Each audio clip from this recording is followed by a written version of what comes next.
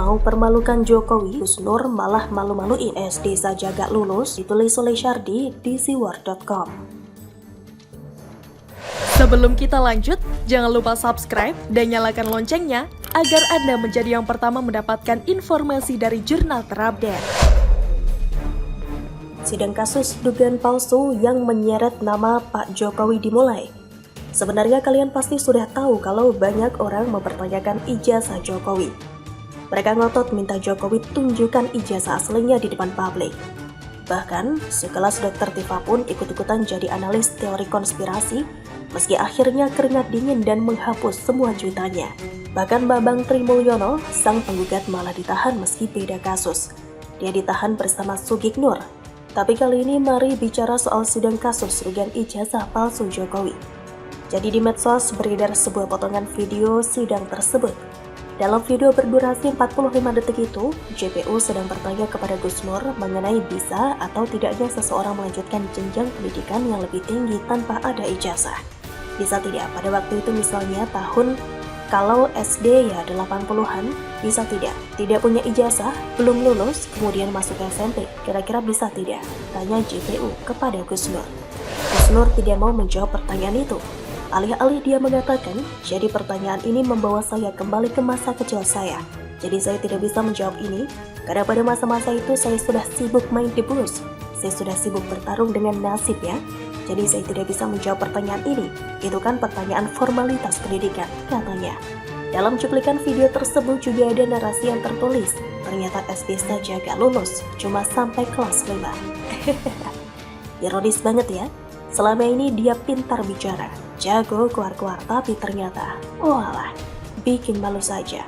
SD pun tidak tamat, tapi lagaknya paling pintar sedunia. Lucunya lagi banyak pula pendukungnya yang menjadikannya sebagai panutan. Lucunya lagi dia juga pernah mempermasalahkan ijazah Jokowi, tapi dia sendiri saja tidak punya ijazah itu. Maksud hati ingin permalukan orang lain, mau nyindir dan nyinyir, tapi malah menelanjangi diri sendiri.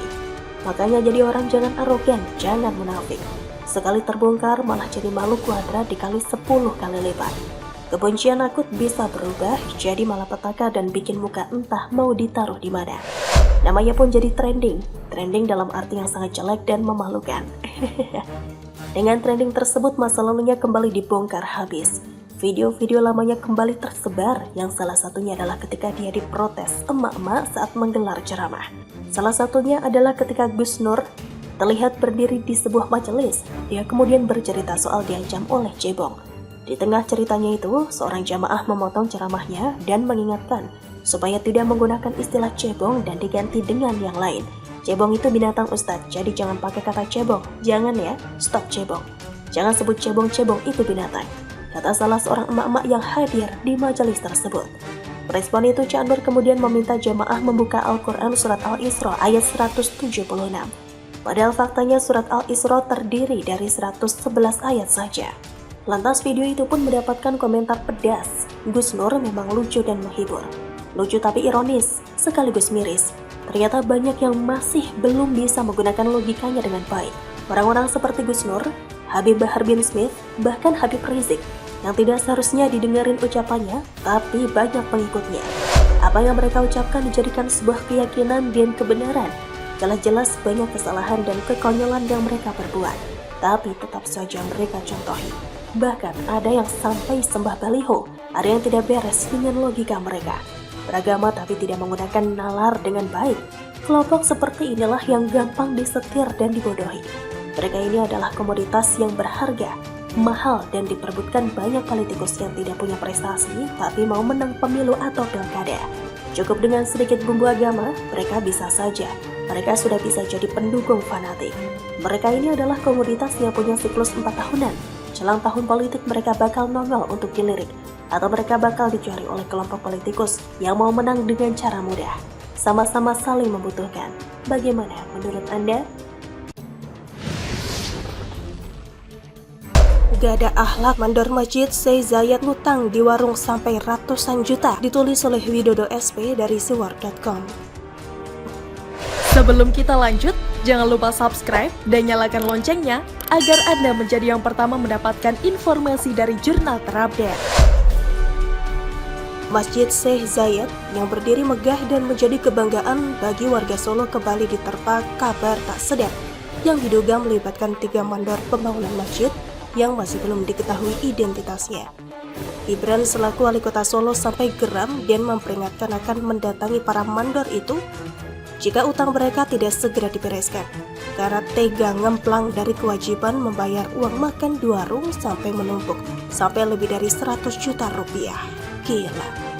Ya segera diselesaikan minggu ini, kalau enggak tak parani wonge. Saya datangi orangnya. Wis enek, sudah ada kontak personnya. Wis ditelepon mandore sing salah. Sudah ditelepon mandornya yang salah. Dari waskita, kontraktor sudah menyelesaikan tugasnya. Ini salahnya mandore, salahnya mandor, ujar Gibran seperti dilansir lamandetik.com saat memberi pernyataan di Balai Kota. Putra sulung Jokowi itu juga menambahkan bahwa dirinya sudah tahu siapa orangnya, sehingga mendorong agar masalah ini diselesaikan. Koyo cah lanang secara jantan, karena dari jumlah utangnya memang sangat keterlaluan karena kabarnya sampai menyentuh angka 155 juta rupiah. Kok bisa ya ada manusia tega seperti itu? Kalau memang benar yang kudu bertanggung jawab adalah mandor yang gak berakhlak itu. Meski ada bodohnya juga karena mereka menganggap perbuatannya akan rapi tersimpan dan Gibran gak akan berani mengusiknya. Menurut saya, ketika mandor itu sedang cari masalah di tempat yang salah, karena Mas Wali tentu gak akan tinggal diam. Silakan saja dibuktikan kalau mau ngetes keseriusan dari peringatan Gibran tadi, alias gak usah dibayar. Nanti coba lihat apakah Gibran akan beneran nyari atau cuma bicara di media tanpa bukti konkret. Keterlaluan sekali memang ada saja orang yang sampai berperilaku kayak begitu. Mau enaknya saja, mau terlihat hebat dengan menyuruh para pekerja bangunan untuk makan, tapi giliran bayar, bulatnya kayak kentut yang menyusahkan bagi orang yang menyedap baunya. Saya baca berita kabarnya memang ada tanda-tanda mencurigakan setelah mandor-mandor itu sempat menunda pembayaran selama beberapa kali, sebelum akhirnya menghilang dengan meninggalkan utang ratusan juta tadi. Mungkin si pemilik warung masih sempat berpikir positif dengan menganggap bahwa orang-orang yang sedang membangun masjid pasti jujur dan bertanggung jawab dengan membayar uang makan dari para pekerjanya. Dugaan itu rupanya meleset, pakai banget sampai dia harus menanggung akibat dari makanan yang gak terbayar itu. Oh alah, ada-ada saja perilaku manusia ini ya. Semoga masalah utang dari para mandor ini segera selesai ya. Kasihan juga kalau warung sampai tutup karena kehabisan modal akibat ulah para mandor yang tidak bertanggung jawab itu. Saya penasaran juga dengan rupa para mandor itu, juga apa yang akan mereka katakan nanti sebagai alasan soal utang yang menumpuk cukup tebal itu. Sampai 100 juta lebih loh. Kalau cuma 5.550 sih bisa direlakan ya. Bagaimana menurut Anda soal kasus ini? Apakah Anda setuju kalau profil dan wajah mereka ditampilkan? Karena sudah bikin malu sekaligus bikin susah orang lain? Begitulah kura-kura.